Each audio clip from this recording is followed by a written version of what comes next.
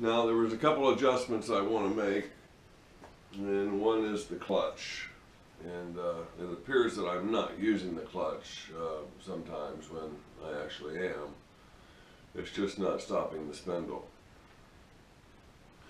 Now there's two levers that activate the clutch, and one of them was continuously banging into the chip tray, the chip pan. And you know, every day you learn something new about this machine, at least I do. And I found out where and how to adjust that lever to keep it from banging into the chip tray. I don't think it's going to fix my clutch adjustment, but the clutch adjustment appears to be very simple. It's so simple that I'm confused. So let me show you what I did to adjust the throw. Okay, do we start over? The wife is going to Missy's.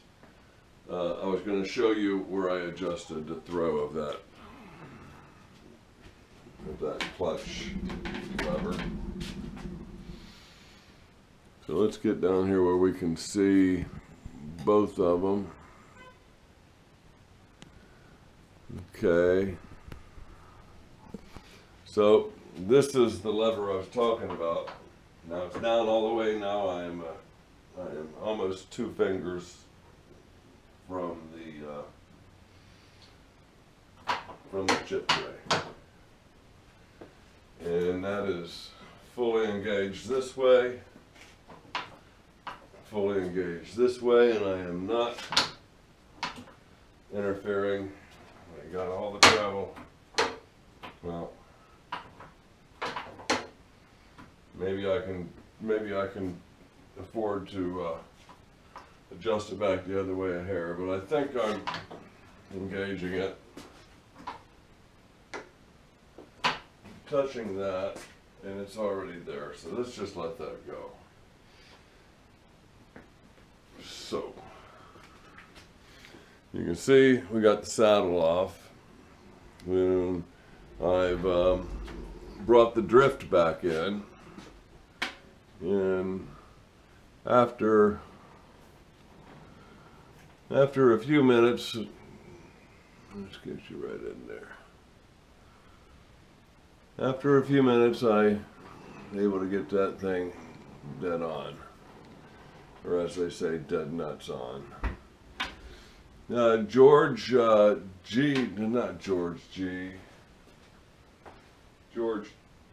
W. Pointed out to me that I can use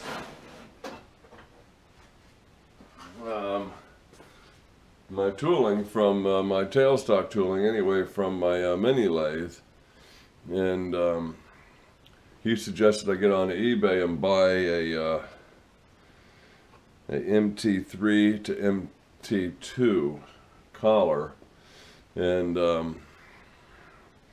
it just so happened that I already owned one of those. It's very short. It's as short as this box, so it will not eject if I crank it back in, and neither will the chuck. But I can run the quill all the way out and come in from behind it, and I can probably easily drive the chuck out, leaving the adapter in there. And if I need to get the adapter out, it's just a matter of aiming for the edge of it and knocking it out. But for right now, I don't see any reason for taking the adapter out immediately. I may want to knock the chuck out, and that shouldn't be a problem. I should be able to knock the chuck out without messing with that adapter. So let's go ahead and bring this guy down. We're gonna get this thing running on center. Just not sure if I have a lathe dog that'll drive that. I have 3 lathe dogs, 3 sizes, and I don't have the screws for all of them.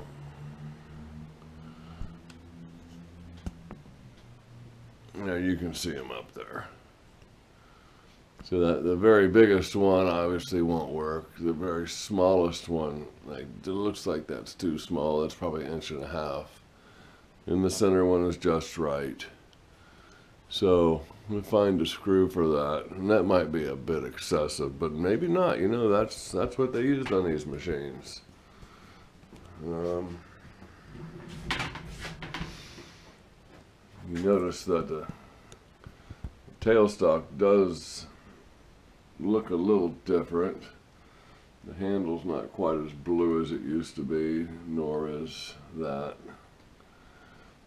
And there's been some,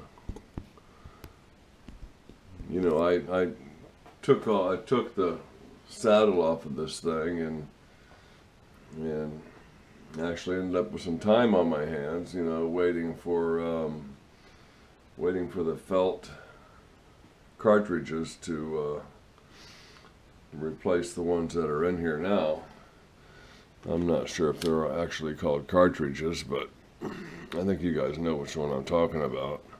And we better just take this all the way out of the picture. Find a better place to store that.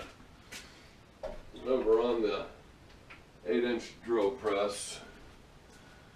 So, and I'm using the largest center drill that it's not the largest one I have by any means, but it's the largest one I've ever used. And I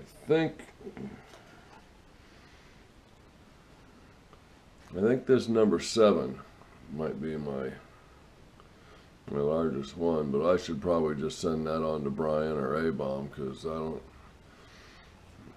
don't know that I'll be using it. I kind of made a little chart and made some notes on the window.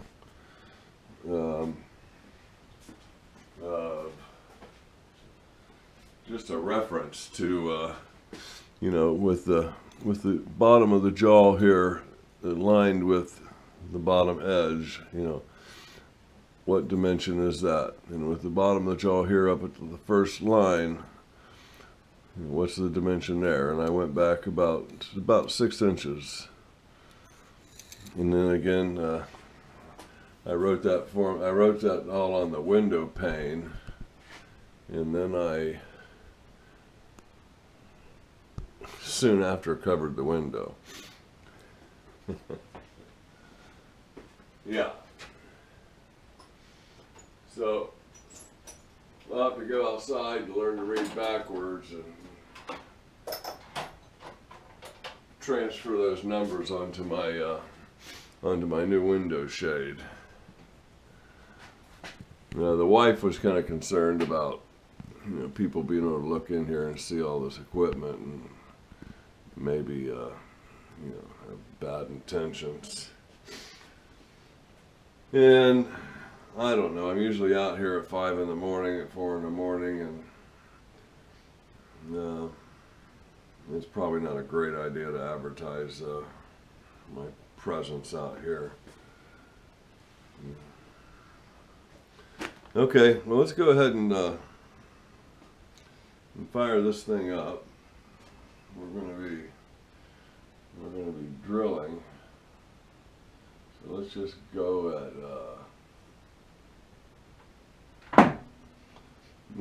about 490 RPMs. And I need to double check and confirm the direction of my motor. I'm sure it's going the right direction, but my forward and reverse switch, I finally made it so you can read it, and it's actually in reverse right now, and I'm pretty sure that's the way I've been operating the machine, because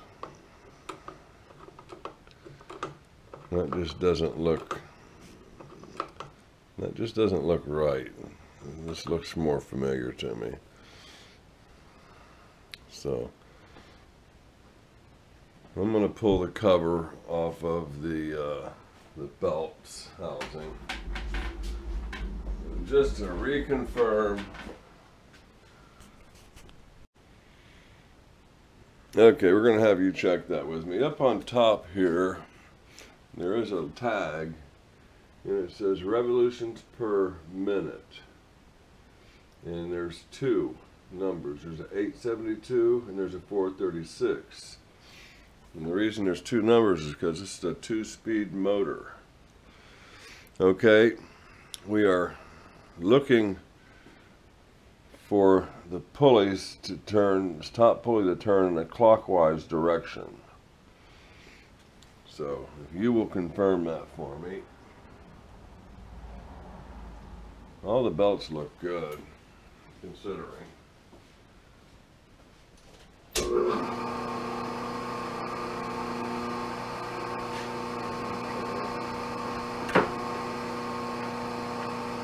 Okay, I'm going to take the load off of the motor, and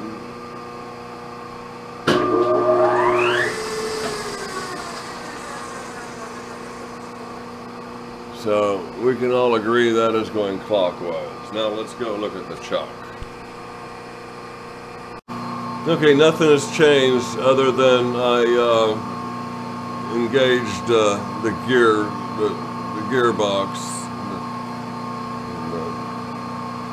Tailstock, not this big thing up here, this part of the machine, headstock.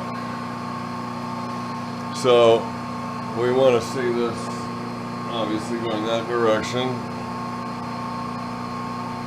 Everything clear, nothing's in the way, no feeds are on.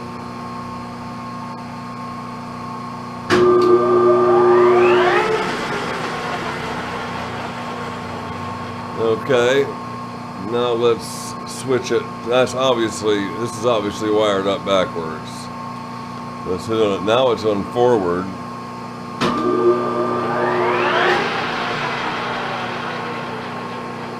So, just between me and you, this needs to be on reverse for the spindle to turn the correct direction.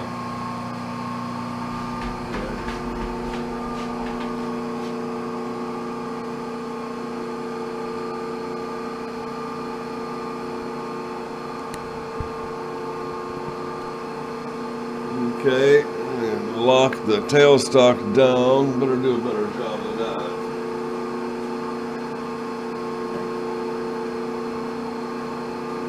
This is the first time I've used the tailstock, actually.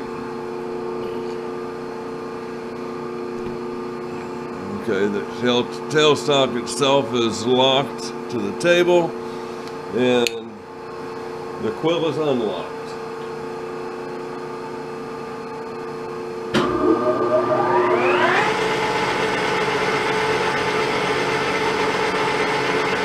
Some fresh oil on the chuck,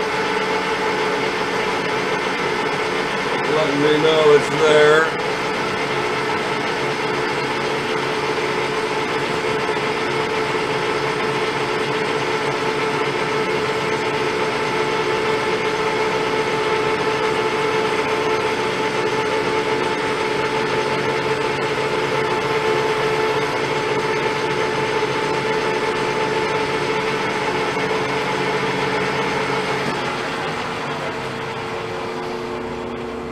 Okay,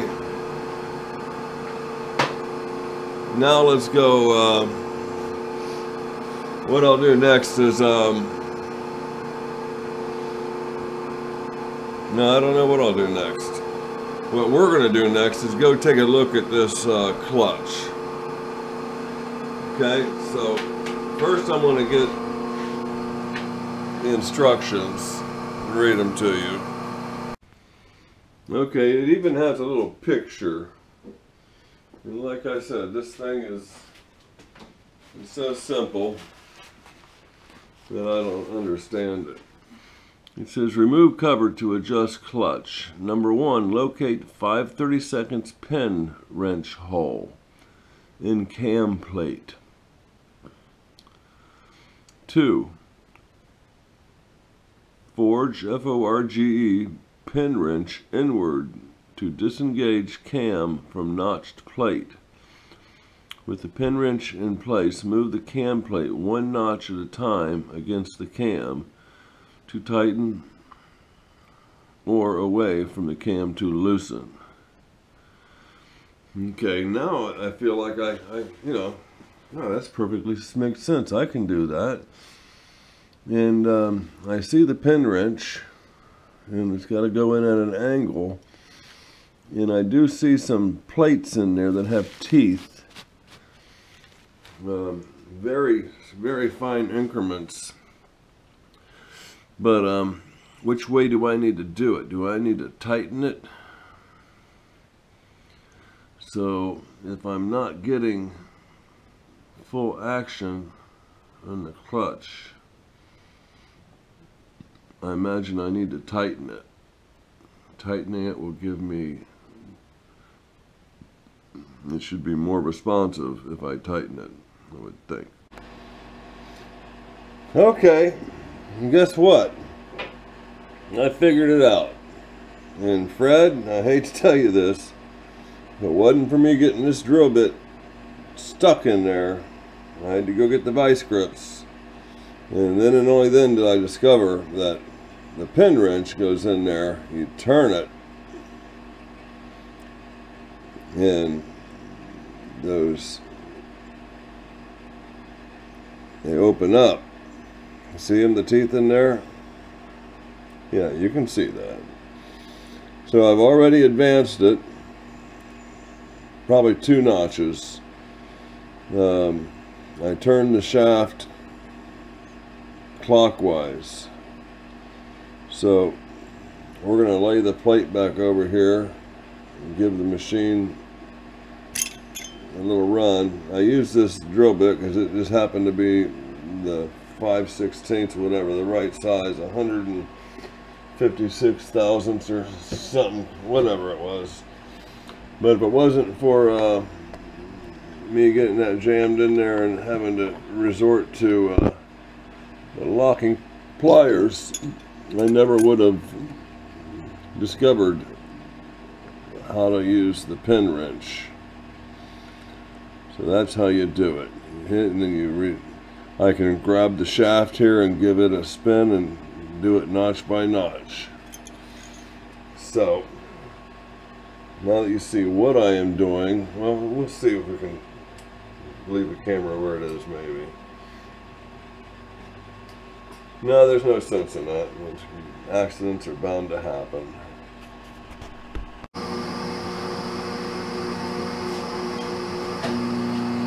Well, you know, I'm putting the cover plate back on, thinking about what a great guy I am, and what a wonderful opportunity I had on video of my brain actually working. And I got everything tightened back down. Cleaned up my mess, my oily mess back here with it. Let's just leave it at that. And came back around and wow, it's like I hadn't done anything at all.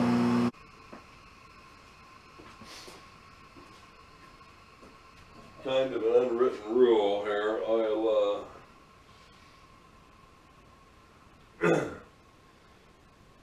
I made some adjustments. I caused some change. I didn't get the desired change I was going for, but we're going to let it sit, let it rest, let it stew. We're going to visit it again on another day.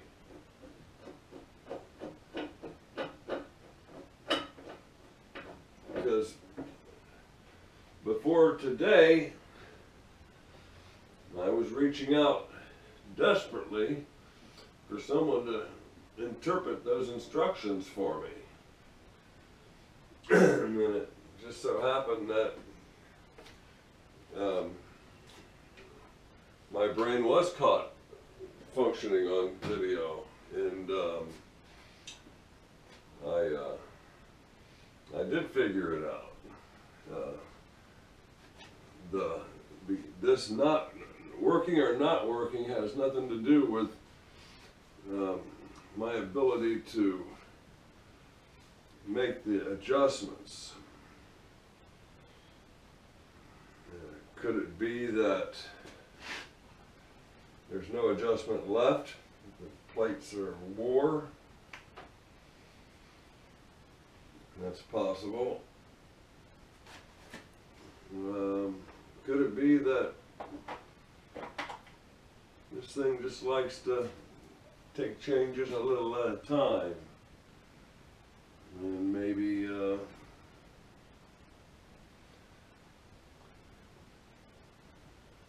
anyway, I'll come back and look at it again. I did notice at 800 RPM, I need to get these feet all, especially these 3 points up here. I need to get them all down on the floor, level. I can let that end, leave that end down there high if I want. You might as well just go for level. Wow, I wish we had a different outcome, but there we are. I'll try not to make this a long video. Let me go see what we can do in the editing. Sweet. It's a fancy word for another part of the garage. Okay, guys. Just wanted to mention what an elegant tool Randy Richards has created here in this. I think it's the 2001 edition of the Scribe. Fits right in the top drawer of my machinist chest. And it was always there when I need it sharp, ready to perform. It is the single most and best scribe on the market today. You know, growing up I used to listen to Larry King, as in Larry King CNN and Larry King the Superstation, Atlanta, and you know, that Larry King. We could go on. But at the time he had an all-night radio show, and he was the greatest self-promoter that I had ever heard. Now, I'm 18 or 19 years old. America's foremost talk show host, Larry King. Hello, Seattle. Goodbye, New York. Hello, New York. Goodbye, Washington. America's foremost talk show host, Larry King. And look where he ended up from, sitting in a small studio in Florida, to hooking up with Ted Turner, to surpassing his wildest dreams of America's foremost talk show host. So, YouTube's foremost student machinist, Kimberzelik. Please like and subscribe.